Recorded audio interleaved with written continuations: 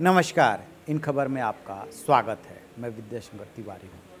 कांग्रेस के युवा नेता ज्योतिरादित्य सिंधिया बीजेपी में शामिल हो गए।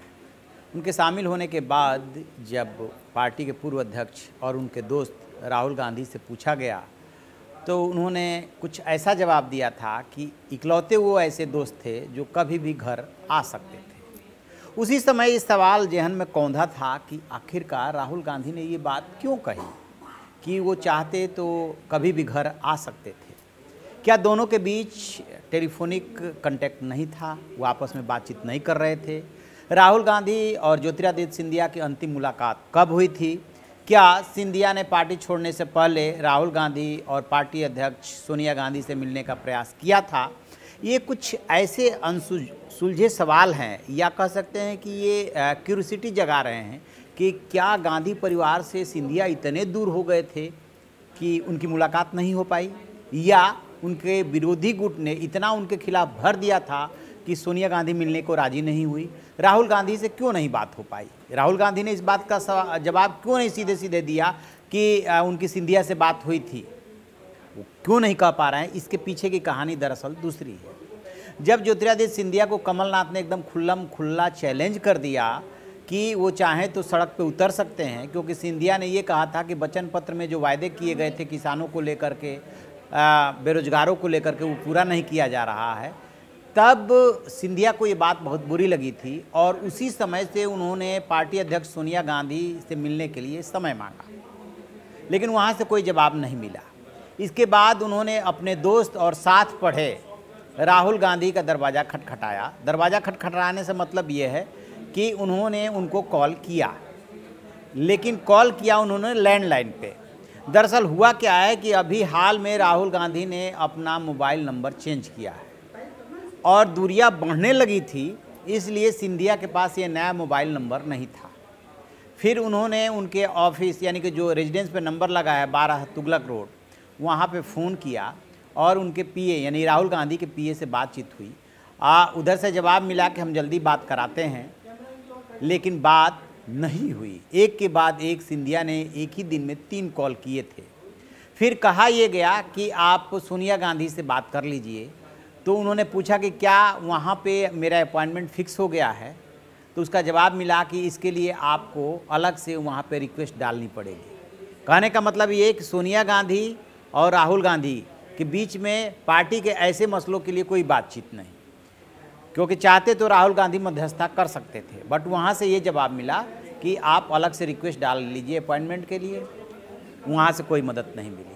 दूसरी बात कि राहुल गांधी इस बात को समझ रहे थे और उनके पीए भी समझ रहे थे कि आखिरकार बार बार ज्योतिरादित्य सिंधिया फ़ोन किस लिए कर रहे हैं। तो क्या राहुल गांधी को ऐसा लगा कि वो इस मामले में जो है उनकी मदद करने की स्थिति में नहीं है अपने दोस्त की? फिर उन्होंने धीरे से कन्नी काट ली, क्योंकि कहा यह जा रहा है कि राहुल गांधी जब से अध्यक्ष पद उन्होंने छोड़ा है तब से वो पार्टी के मसलों में इंटरफेयर नहीं करते हैं, तब तक नहीं करते हैं जब तक कि उनको कुछ करने के लिए कहा नहीं जाता है या किसी इशू पे उनको स्पेशल जिम्मेदारी नहीं दी जाती है कि अच्छा इस मामले को आप देखिए या बातचीत कीजिए। ज्योतिरादित्य सिंधिया के मामले में ये हुआ था कि कमलनाथ और दिग्विजय सिंह एक हो चुके थे। उनके खिलाफ सोनिया गांधी को बाकायदे जितना कहा और भरा जा सकता था सब कुछ किया जा चुका था। दरअसल सोनिया गांधी के जो सलाहकार हैं और कोषाध्यक्ष हैं अहमद पटेल, वो जो भी राहुल गांधी और उनके युवा नेता हैं दोस्त मित्र, उनको लाइक नहीं करते हैं। तो ये भी बात आ रही है कि जो अहमद पटेल है उन्होंने ही मध्य प्रदेश और राजस्थान में युवा हाथों में नेतृत्व देने की बजाय बुजुर्ग हाथों यानी कमलनाथ और अशोक गहलोत को दिलाने में महती भूमिका अदा की थी, और इसकी वजह से ज्योतिरादित्य और सचिन पायलट दोनों नाराज हो गए थे। राहुल गांधी जब अध्यक्ष थे तब वो संगठन में अपने हिसाब से फेरबदल करना चाहते थे, बुजुर्गों को किनारे करना चाहते थे या कम महत्वपूर्ण जिम्मेदारी देना चाहते थे, लेकिन वहाँ पे भी उनकी नहीं चल पाई थी। और इस बात को लेकर के आपको याद होगा कि राहुल गांधी काफ़ी दिनों तक भूमिगत हो गए थे, विदेश चले गए थे। उस समय में भी माँ बेटे में डिफरेंस की बात आई थी कि संगठन के मामले को लेकर के डिफरेंसेज है।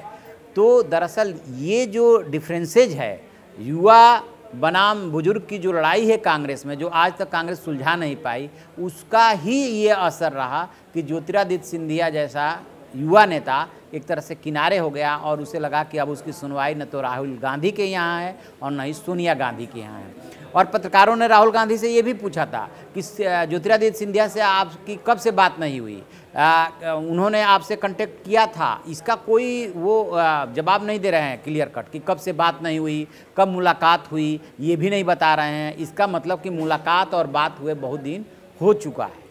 और यदि बार बार बात हो रही होती, आपस में कांटेक्ट में रहते, तो निश्चित रूप से सिंधिया के पास राहुल गांधी का मोबाइल नंबर होता, लेकिन नया नंबर उनके पास नहीं था। तो इस तरीके से कम्युनिकेशन गैप बढ़ता चला गया। अब राहुल गांधी कह रहे हैं कि मैं उनको जानता हूं, कॉलेज के दिनों से जानता हूं और वो गलत विचारधारा वाली पार्टी में चले गए हैं, वहां पे उनका सम्मान नहीं होगा, क्योंकि वो आरएसएस माइंडसेट एकदम अलग है। वो माइंडसेट इनका ज्योतिरादित्य सिंधिया का है ही नहीं।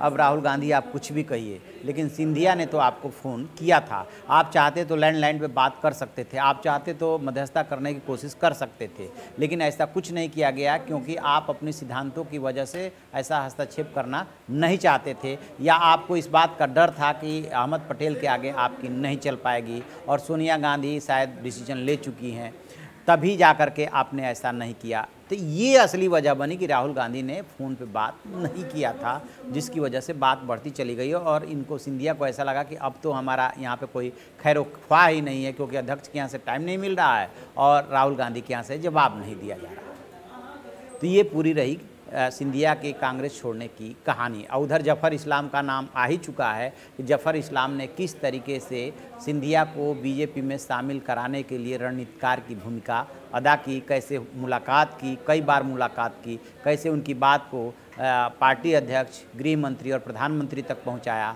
और फिर मुलाकात कराई और उसके बाद रास्ता खुलता चला गया। तो आप ऐसी खबरों के लिए देखते रहिए हमारा डिजिटल चैनल इन खबर।